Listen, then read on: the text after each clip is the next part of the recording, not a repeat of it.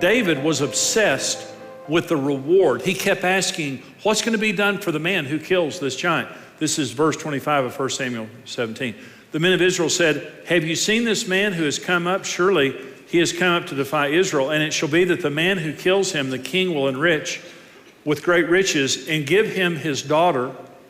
That's before Facebook, so you're hoping she's cute. He may be trying to pawn off, the daughter he can't marry off. So, and give his father's house exemption for taxes in Israel. Then David spoke to the men who stood by him, saying, what shall be done for the man who kills this Philistine and takes away the reproach from Israel? For who is this uncircumcised Philistine, that he should defy the armies of the living God? And the people answered him in this manner, saying, so shall it be done for the man who kills him. See, everybody else was locked in fear. Fear is expecting the devil to move. Faith is expecting God to move. Fear is obsessed with the negative consequences of failure, but faith is obsessed with the positive consequences of obedience.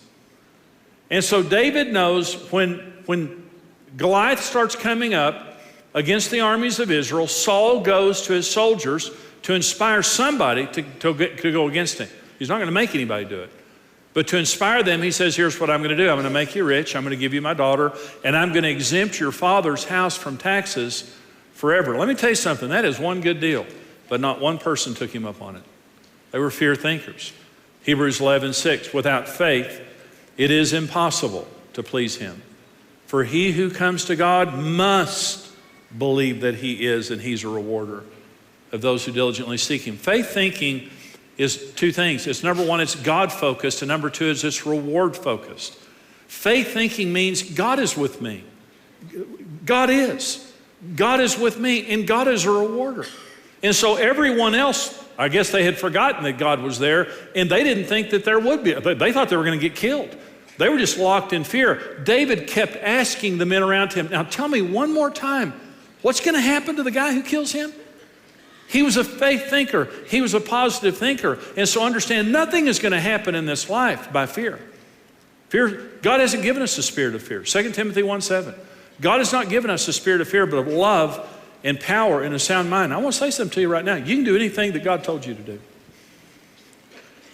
Anything the Bible tells you to do, anything that God tells you to do, you can do it if you have faith in God. If you don't have faith in God, you can't do it. If you have faith in God, nothing will be impossible with you. So David was a faith thinker rather than a fear thinker. The second element of great thinking is four-dimensional thinking. David was a four-dimensional thinker. In other words, he didn't just see in the three dimensions. He knew that there was a spirit realm that could not be seen. This is 1 Samuel 17:26. David spoke to the men who stood by him, saying, what shall be done for the man who kills this Philistine and takes away the reproach from Israel? For who is this uncircumcised Philistine that he should defy the armies of the living God? Uncircumcised. David called Goliath uncircumcised several times. And I want to be careful in how I talk about this, but let me talk about circumcision for just a minute. Now, God came to Abraham and made a covenant with Abraham. And God came to Abraham and said, Abraham, I'm going to give you this land. This is the covenant land I'm going to give you. I'm going to make your descendants like the stars of the sky, and whoever blesses you, I'll bless, and whoever curses you, I'll curse. And he said, this is an everlasting covenant, and we're going to seal the deal with circumcision. Goliath was uncircumcised. He was not a Jew. And for 40 days, he had been cursing Israel and their God. And for 40 days, the armies of Israel were literally trembling in their boots. That's what the Bible says. Goliath came down, an uncircumcised man, not in covenant with him, and he was provoking the side of the covenant that God said, if anyone curses you, I'll curse them. Okay, so David shows up. Everybody else gets afraid of Goliath. David gets mad. And he says, who is this? Who is this chump? This uncircumcised chump down here. Uncircumcised. And probably one of the other soldiers said, would you lower your voice? He's probably a little bit self-conscious about it.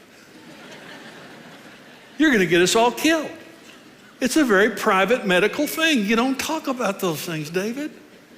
David said, no private medical thing.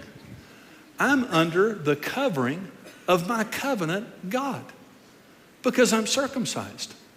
That man, A, is not circumcised, so he's not in covenant.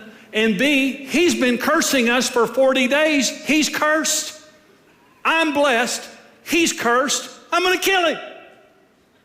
He's a four-dimensional thinker. Well, let me say something to you. We don't live in three dimensions. There's a spirit realm around us. We don't walk by sight. We walk by faith. 2 Corinthians 5:7. We walk by faith because God lives in the invisible realm. There are angels in this place. Did you know that? There are angels in this place. And Jesus said, where two or more are gathered in my name, there I am in your midst. God is in the invisible realm here with us. We have angels in the invisible realm here with us. In all the armies of Israel, see, one of the schemes of the devil is to so overwhelm us with problems in the natural realm that we become so overwhelmed we forget that God's with us. And this is exactly what he did with this 9-foot tall giant.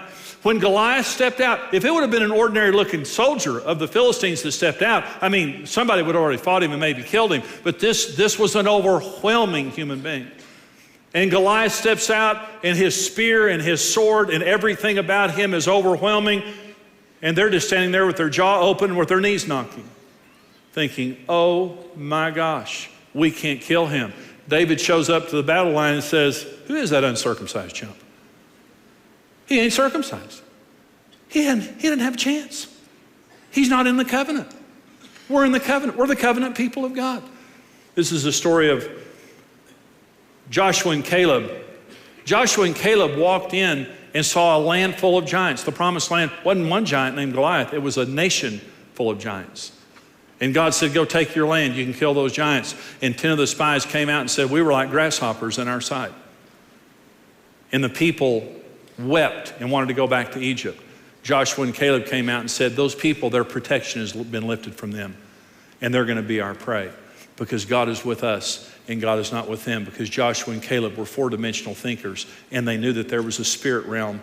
And because the Spirit of God had departed from them, they were without protection. But they wandered in the wilderness for 40 years because of the negative report of people who did not acknowledge the fourth dimension and the power of God. God's with you. He's with you.